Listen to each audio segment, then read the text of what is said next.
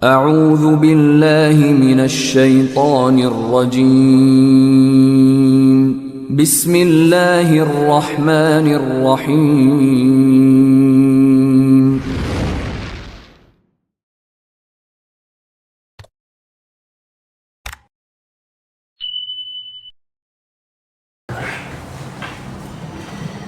Bismillahirrahmanirrahim. Assalamualaikum warahmatullahi wabarakatuh. Innal hamdalillah hamdan wa syukran lillah nahmaduhu wa nasta'inuhu wa nastaghfiruh wa na'udzu billahi min syururi anfusina wa min sayyiati a'malina may yahdihillahu fala mudilla lahu wa may yudlilhu fala hadiyalah. Asyhadu an la ilaha illallah wa asyhadu anna Muhammadan abduhu wa rasuluhu la nabiyya wa la rasula ba'da. Amma ba'd. Bapak-bapak dan ibu-ibu, sahabat-sahabat tazkiyah yang dirahmati oleh Allah Subhanahu wa taala, berjumpa lagi dengan saya Rizky Akbar ya. Insyaallah pada kesempatan kali ini, hari keempat pada program tazkiyah mengaji, kita akan mencoba bersama-sama menelusuri dan meneladani salah satu kisah salafus salih ya. Jadi insyaallah kita akan mencoba ya menelusuri cerita dari salah satu imam, beliau ini imam besar ya. Beliau ini bernama Imam Abdullah bin Mubarak ya. Abdullah bin Mubarak. Beliau memiliki nama lengkap Abdullah bin Mubarak Al-Hanzali ya, rahimahullah ta'ala. Beliau lahir di kota Khurasan pada tahun 118 Hijriah ya, dan beliau ini sangat terkenal dengan ahli hadis ya, dan ahli fikih ya. Selain dari itu, beliau ini juga terkenal sebagai saudagar yang kaya raya ya. Akan tetapi dengan kekayaannya itu dia mendermakan hartanya di jalan Allah ya. Jadi beliau ini terkenal dengan sangat zuhud dan dermawan ya. Bahkan para ulama mengatakan ya, tidak ada yang lebih utama pada zaman itu ya kecuali Imam Abdullah bin Mubarak ya. Ya, tentu hal ini menunjukkan bahwasanya beliau ini masya Allah ya, sangat-sangat mulia sekali ya. Jadi suatu saat ketika beliau ingin ya melaksanakan haji ya, beliau ini mengajak para kaum muslimin untuk melaksanakan haji bersama beliau ya.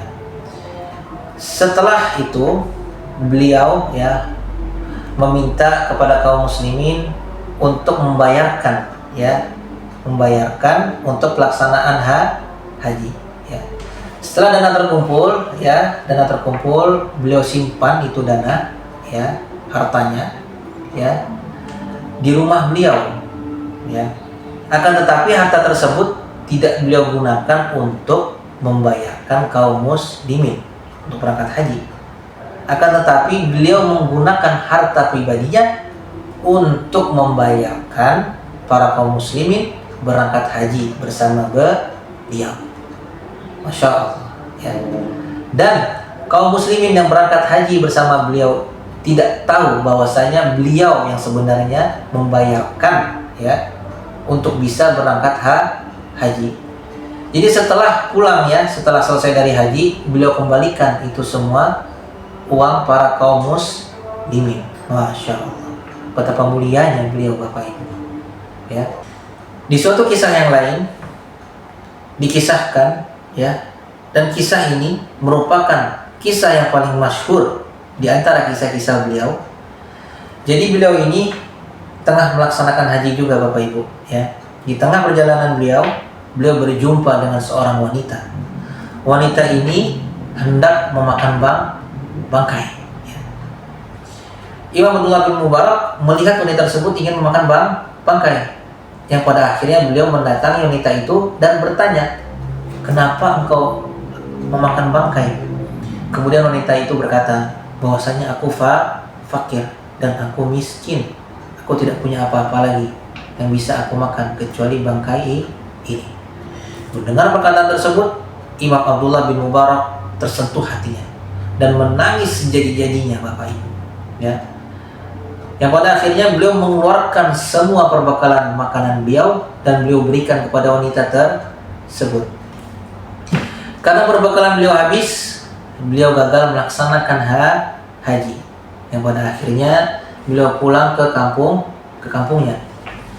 Setibanya beliau di kampung, beliau disambut oleh warga kampung sebagai orang yang telah melaksanakan haji Bapak Ibu. Kemudian beliau menjelaskan ke warga kampung bahwasanya saya ini gagal melaksanakan haji, tetapi tidak ada satupun warga kampung yang percaya. Karena apa? Karena ada salah satu kawan dari Imam Abdullah bin Mubarak yang mengatakan bahwasanya aku melihat Abdullah bin Mubarak berhaji bersamaku, ya, melaksanakan haji bersamaku. Hal ini membuat Imam Abdullah bin Mubarak bingung Bapak Ibu, ya. Yang pada akhirnya beliau kembali ke rumah dan beristirahat. Di dalam tidurnya beliau bermimpi bahwasanya Allah Subhanahu wa taala mengirimkan malaikat yang diserupakan wajahnya dengan beliau. Allah perintahkan malaikat tersebut untuk melaksanakan haji menggantikan beliau. Masya Allah. Sahabat-sahabat yang dirahmati oleh Allah Subhanahu wa taala, dari kisah ini apa pelajaran yang dapat kita ambil? Ya. Pelajaran yang pertama bahwasanya, ya, menginfakkan harta di jalan Allah, ya, merupakan amal ibadah yang utama, ya. Yang kedua apa? Semakin berilmu seseorang, semakin rendah hatinya. Masya Allah. Semoga dengan apa yang dicontohkan oleh Imam Abdullah ibn Mubarak, kita dapat mencontoh beliau dan kita dapat meneladani beliau, ya. Dan semoga Allah Subhanahu wa taala mengumpulkan kita bersama orang-orang saleh dan bersama orang-orang yang mencintai ilmu dan Al-Qur'an. Taib, kurang lebihnya mohon maaf. Wal 'afwu minkum. Assalamualaikum warahmatullahi wabarakatuh.